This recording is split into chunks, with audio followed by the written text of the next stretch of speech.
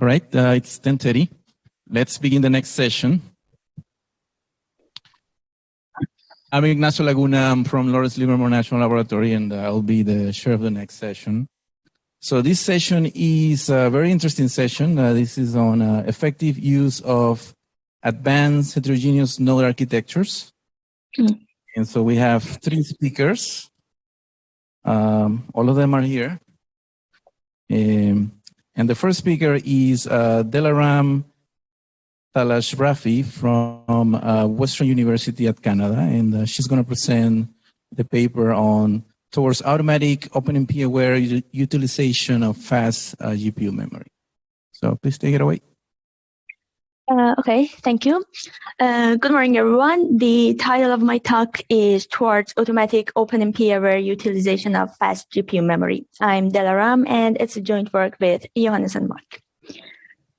So I will begin with a very quick background, and I really hope that you have attended the first tutorial because, well, there are some overlaps. OpenMP has been supporting device offloading since version 4, and Clang has been supporting OpenMP programs with offloaded regions since version 11. So a bit about Clang is that to compile OpenMP programs, Clang's main approach is outlining. So it basically outlines the part of the program that is inside the pragma to a new function and then call it through some runtime function calls. But there are so much details there, for which I would refer you to this talk I linked here. To optimize the GPU execution of offloaded programs, OpenMP is using, Clang's using OpenMP-opt pass.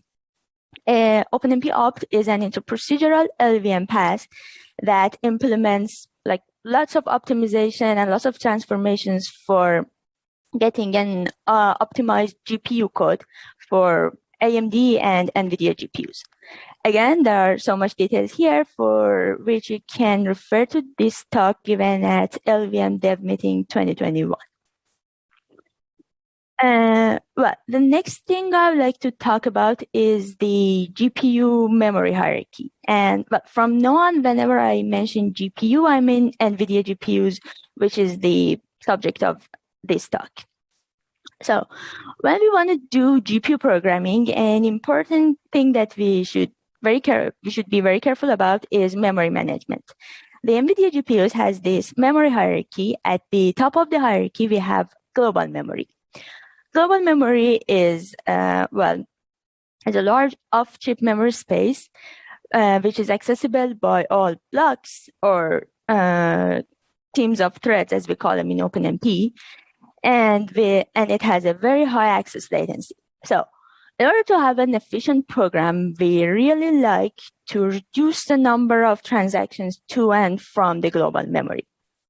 A way to do that is to use the shared memory. Shared memory is a limited on-chip memory space that is allocated per each team. It is much faster than the global memory. So one way would be to put the data we need, just load it once from the global memory, put it in the shared memory, and then whenever we need it, we just refer to the shared memory instead of going back to the global memory.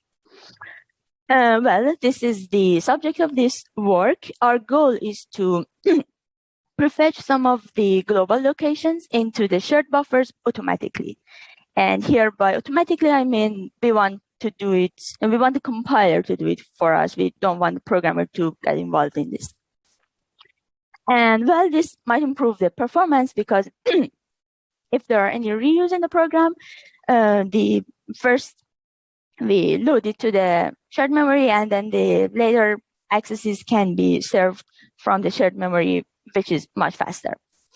We achieve this by manipulating the program at the IR level at compile time. For analysis, we use LVM scalar evolution or SCEP. And then once we have everything and want to implement it, we use the infrastructure provided by OpenMP-opt.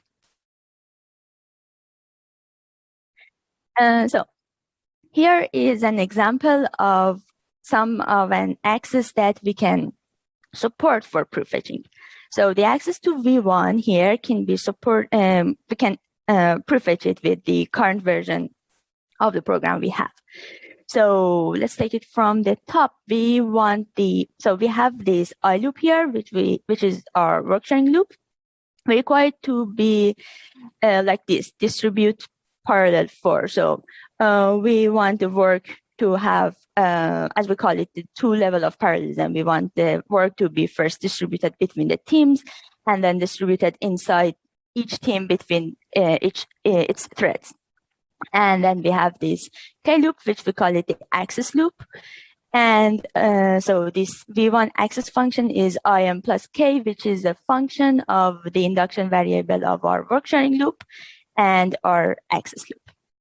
So we want this and structured like this, and I wrote them formally down here. So some of these limitations can be relaxed if there are more implementation issues rather than logical issues. But well, for this work, we just work on this sort of programs. So the first step of the algorithm, we would like to find the global memory locations that are accessed by each team. And we need this because, as I mentioned, the shared memory is allocated per team. So the first thing we need is to see which chunk of the work sharing loop is assigned to each team. So for example, just consider these two for loopness, and like we want to iterate in this array. And when we have 3 teams, each of them with 2 threads, so team 0 gets the first 2 iterations, team 1 gets the second 2 iterations, and team 2 gets the third 2 iterations. So we can say that each team reads from its lower bound to its upper bound. So, sorry, doesn't read. Each team is responsible to take care of the iterations of the work sharing loop from its lower bound to its upper bound. These lower bound and upper bounds are computed by a call to a runtime function of OpenMP. So we can get it by that, and then the Clang generates the call, so we do have it. And then when we have the chunk, we are not there yet because we need to find the memory locations accessed by each team. For that, we need to find all the locations that are accessed by each of these iterations.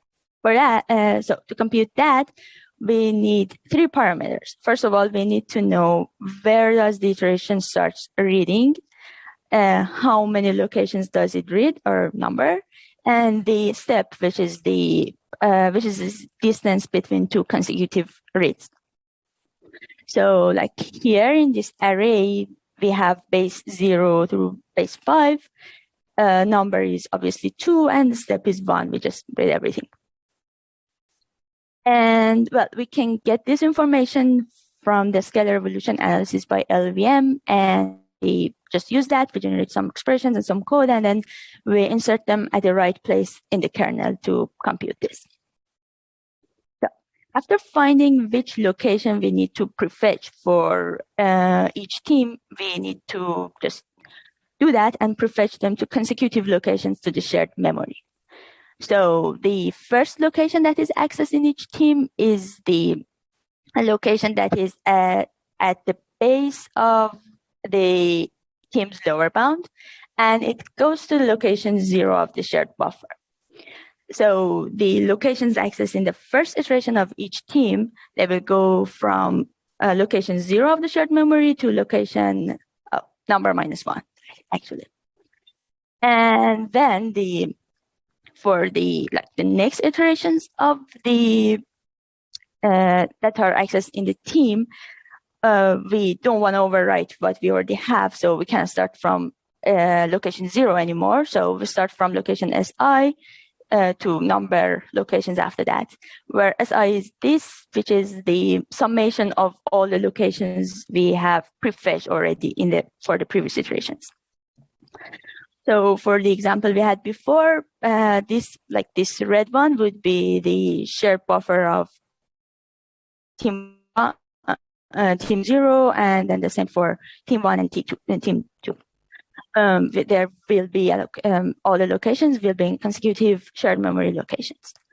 Well, for this part of the work, we write a high-level OpenMP in C function called copy to shared mem, and then it does this for us in parallel, of course.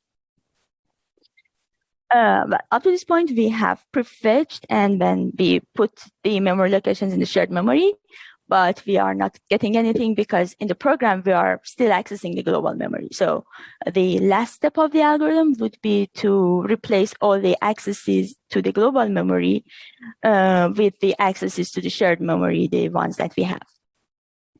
So here is the mapping of the accesses of team 0. So like if we have A00, we should replace it with the ASH0. And then for the 1, we just go to location 1 and so on and so forth. Well, for generating this code, we first get a pointer to the beginning location of the dynamic shared memory on the GPU. Then we generate code for these access locations. And we actually using the relation I showed before with the base and the step and the number. And then finally, we just replace all the accesses we have to the global memory with the accesses to the shared memory. Well, we are almost done. And if we just do this, we get speed up when there's a reuse, and not always. And it is because of concept called bank conflict. Whenever we use the shared memory of a GPU, the bank conflict might happen. This is when different threads are trying to access the same bank of the shared memory, and then the accesses will be serialized. And if this happens, it's actually really bad because not only we don't get any speed up, we will get slowed down. So we notice that in the simple kernels we consider whether the amount of bank conflict we get depends on the number, depends on the value of number. So to solve this problem, we kind of modified our copy to shared memory function, and we use the padding technique to prevent this. So we check if the number is a multiple of 32, we know that there will be a huge amount of bank conflict. So we just put an invalid data, and this solves the problem. Well, this might seem that we are wasting a little bit of space, but that's okay because we save lots of time. Well, this is the result of our evaluation. For the first one, we use matrix multiplication where we prefetch the rows of the first matrix. And well, these are speedups we get. You might notice this row, this column for 32 is not actually very good. And it's because these are the results we get without applying padding. And then in the next results, we have the speedups of the same kernel and the same prefetching, but with padding. And you can see that this problem has been solved for number 32. And then the second evaluation, we use the matrix transpose multiplication when we have to prefetch columns of the first matrix to the shared memory. And then again, there is this problem with bank conflict. And then we have the results when we apply padding to this second experiment. And as you can see, this problem is solved. Well, this concludes my talk. Thank you.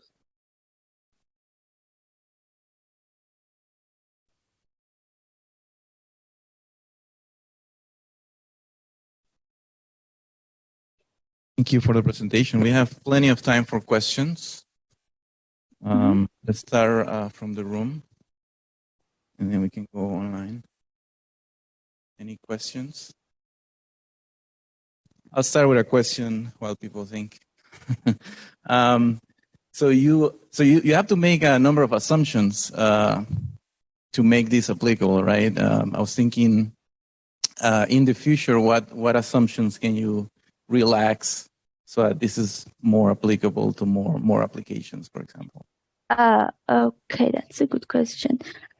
So if I go back, so yes, these are the assumptions we made, but well, I think most of them are, we can relax, or I would say as long as we stay in this PMD mode of execution for GPUs, we are good. We can work around that. But if we go to we write something that it cannot cannot apply transformations to make it as PMD, and then it wants to execute in the generic mode, then we probably have some problems there. But I think for this PMD mode, we can relax some of these assumptions.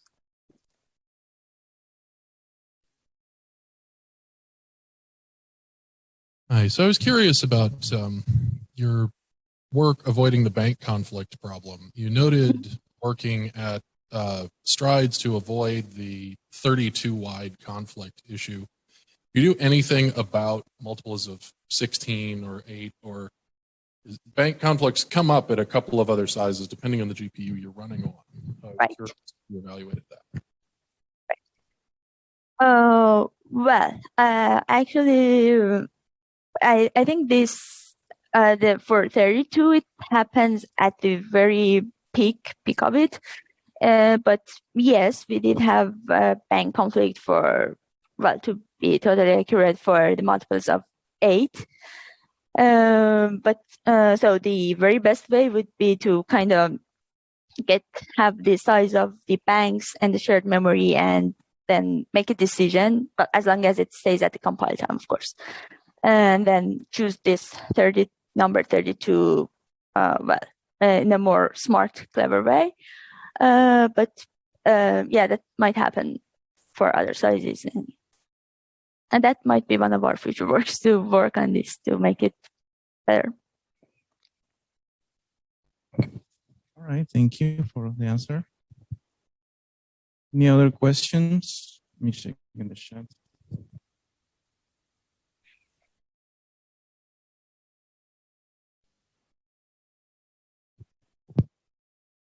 Any other questions in the room?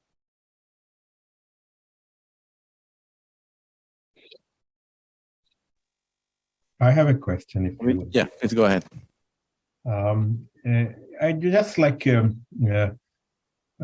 you feel any information from the user end to facilitate these kind of optimization? Like if you are going for a next step, which would be more general. So what kind of information do you think you will need from the user that will help to build a cost model for this optimization problem?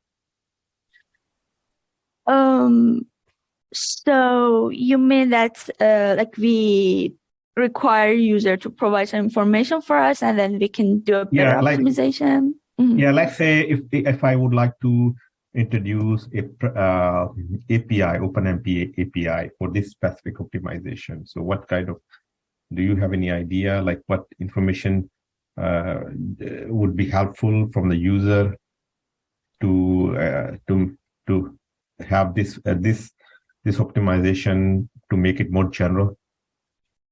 Okay, so for that, well, one thing would be, the important thing, one thing is that using shared memory is not free. So if we allocate shared memory, and don't use it, it's not actually very good. So one good amount of information would be that, okay, for this kernel, that user just inform us that is the amount of space, that is the maximum amount of space we might need. So we don't allocate extra space. This is one thing. The other thing that I can think of right now is that, well, the user tells us which array to prefetch. So like say, okay, I know that this array will be reused, or the accesses to the global memory are not aligned. So it would be very nice, and we get a performance if we just put it to the shared memory. So these are the two things I can think of right now. But yeah, thank you very much.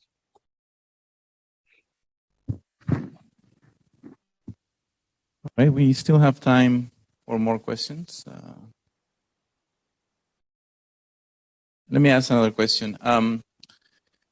So you're adding extra code, significant extra code to the kernels, right? In static paths. I was wondering if that leads into some side effects that could affect performance as well in the GPU.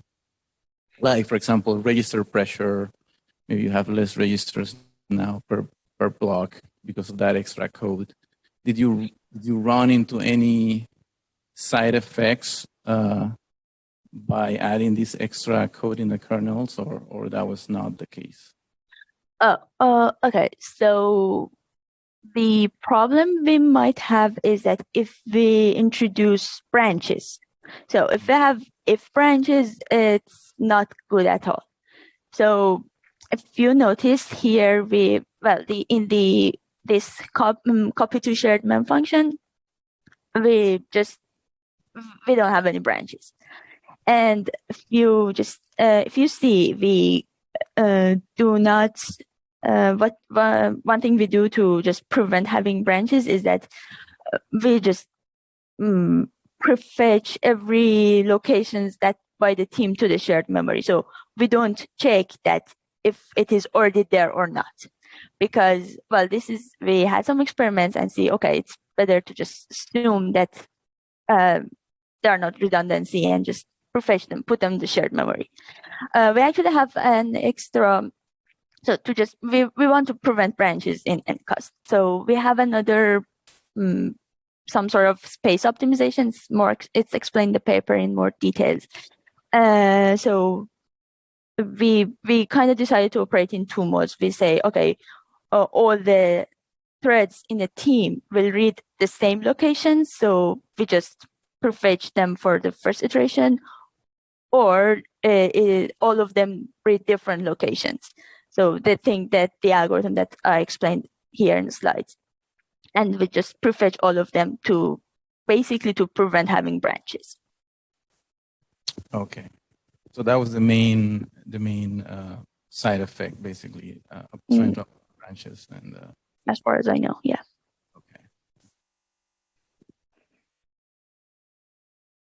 Okay. Any other questions?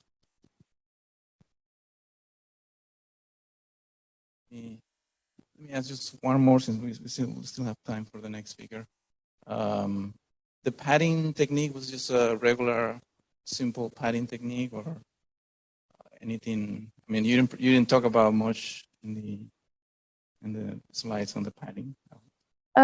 Yes, it was just a simple padding technique, and we did it in the copy to mem function in the R high level function. So yeah, it was not a very big deal. Okay. I guess we have one more question here from Bryce. Yeah, so for computing your base in each team, you essentially use get team number, right? Which actually doesn't exist for the user, if I'm not mistaken, right? Like, so inside of LLVM, you can do that because you know what the team number is essentially. And so I'm wondering if you think that, well, so it would be interesting to hear from you and other implementers who are in the room whether there's really an inherent problem with supporting get team number on GPUs, or if we should add that, because that would make it a lot easier. We do have that? I thought I was checking. I was looking for it. I didn't find it. I must have missed it in looking through the runtime. For computing, you're not allowed to use it. Oh, okay. Sorry? There was some restriction on it. Yeah. For computing, the base Oh, you can get the team, but not the. Okay. Can you say that on the microphone, Tom? Sorry, the people online. Sorry, I was mistaken on what we couldn't do. Okay. Never mind. I was trying to look through the spec really quickly and go, there's some weird hole there. All right, but thanks. So what does the spec say on that? You can get the team number. Okay, good. Can't get the work number essentially. Yeah. Yeah, Bronis, I also, one of the things in the future I'd like to look at is the number of teams. Of course, you can get the team number and you can also get the number of teams. But another value that we're finding useful is to get the number of team processors, right? Because teams can be certainly overloading, and knowing that you've oversubscribed the hardware with the teams that you have is something else we can talk about another time. But that's a useful API. Get the number of team processors. There's disagreement in the room here. Okay, that's why I'm not there.